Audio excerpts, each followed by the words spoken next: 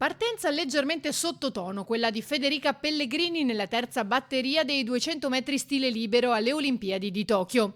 Con il quinto posto in 1,57,33 si è qualificata per un pelo alle semifinali. Ho nuotato con difficoltà, ha dichiarato la campionessa di Spinea. Probabilmente provavo più fatica di quel che realmente avevo. Domani devo cambiare registro. Federica Pellegrini ha seguito da bordo vasca con un po' di apprensione l'ultima serie proprio per capire se fosse dentro. Poi ha ritrovato il sorriso nonostante il 15° tempo su 16.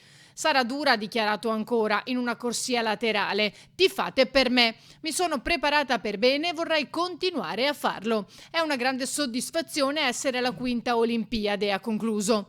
Meglio invece per la padovana di Cittadella Ilaria Cusinato di 21 anni nei 200 misti. Ha chiuso la sua batteria con un tempo che le garantisce il pass per la semifinale.